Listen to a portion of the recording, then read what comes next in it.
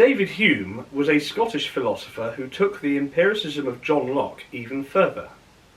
Like Locke, he believed that all knowledge begins with experience, but he pushed the philosophical consequences of that belief to its limits, arriving at a much more radical and sceptical position, not dissimilar from that of Descartes in terms of its severity.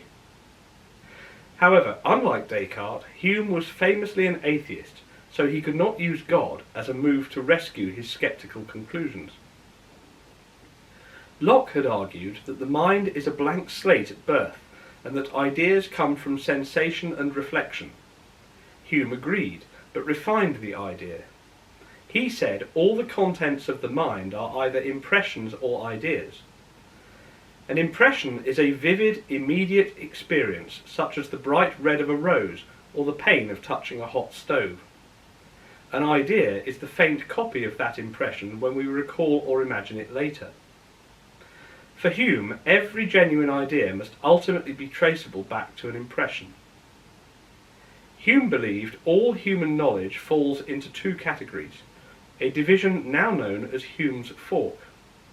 The first, relations of ideas, are known a priori, by reasoning alone. They are analytical and certain, like 2 + 2 = 4, or all bachelors are unmarried men. Their truth depends only on the meanings of the terms involved. The second are matters of fact. These are known a posteriori, through or after experience. They tell us something about the world. The sun will rise tomorrow, or the carpet is red. Such propositions are never certain, because we can imagine them being false. This distinction means that knowledge about the world is always probable, never absolute, because it relies on experience rather than pure reasoning. Hume noticed that our beliefs in cause and effect depends on habit rather than reason.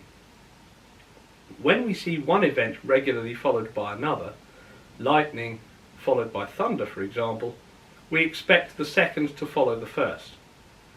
But we never actually observe any logical, necessary connection between them. We simply get used to their regular pairing and physical explanations for them. From this observation, Hume formulated the problem of induction. Past experience of constant conjunction of events does not logically guarantee that the future will resemble the past. The sun has always risen in our experience, but that doesn't logically prove it must rise tomorrow. Causation for Hume is not a logical necessity, but a psychological habit, a projection of our minds onto nature. This sceptical view undermines the certainty of science, which relies on induction. Yet Hume insisted that such reasoning is inescapable. Human nature compels us to infer causes, even though reason alone cannot justify them. Hume argued that every idea originates in experience, but he noticed a possible counterexample, the missing shade of blue. Imagine a person who has seen every shade of blue except one. Looking at a continuous spectrum with the missing shade absent, could they picture that missing colour in their mind? Hume admitted they probably could, seemingly forming an idea without a direct impression.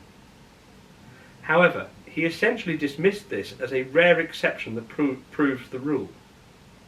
Even here, he said, the mind creates the missing shade by drawing on the resemblance between neighbouring shades, so it is still answerable to experience.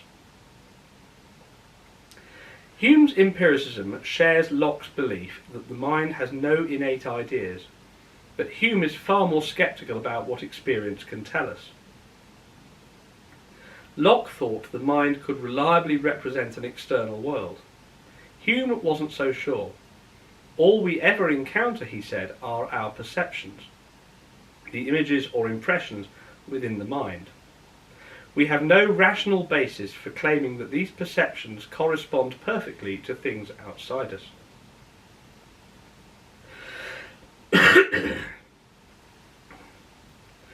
This is where Hume becomes known as the ultimate empiricist. He keeps experience as the foundation of knowledge, but doubts whether we can ever reach beyond it to the world itself. Hume's empiricism shaped not only his theory of knowledge, but also his moral philosophy. In his treatise of human nature, he makes a striking claim. You cannot derive an ought from an is. That is, no set of factual statements can logically tell us what we should or ought to do. For example, people often tell lies. That's a fact. But it doesn't follow that people ought to tell lies or that they ought not to. To reach that conclusion, we would have to add an unstated moral principle such as, whatever people do often is right. Hume's point was that facts describe while values prescribe, and the two belong to different logical categories. A fact can be observed, a moral duty cannot. When we say something is good or bad, we are expressing a feeling or reaction, not identifying a property in the world. This distinction between facts and values goes far beyond ethics. In science, for instance, discovering that pollution causes harm, a fact, does not itself tell us what policies we ought to adopt. We still need to introduce human goals or values, such as compassion, fairness, or sustainability, to guide our actions. Hume also argued that reason alone cannot motivate us. Reason can calculate and compare, but it is a feeling, what he called a passion, that moves us to act. As he famously wrote, reason is and ought only to be the slave of the passions. Moral judgments, then, arise from impressions of reflection, our inner experiences of empathy, approval, anger, or guilt. In modern terms, Hume saw morality as grounded not in logic, but in human psychology. We don't discover right and wrong by reasoning, we feel them. This emotional basis of morality makes Hume one of the first moral subjectivists. He believed that moral distinctions are expressions of human nature, not reflections of objective facts. Hume's separation of facts and values influenced later thinkers and philosophical schools, such as the logical positivists. David Hume followed Locke in making experience the foundation of knowledge, but he turned empiricism into a deep scepticism about certainty itself. He showed that our beliefs in causation, morality, and even the external world rest not on reason, but on habit and feeling. From this sceptical starting point, Hume reshaped philosophy, linking how we know the world to how we value it, and reminding us that while facts may inform our choices, they can never, by themselves, tell us what we ought to do.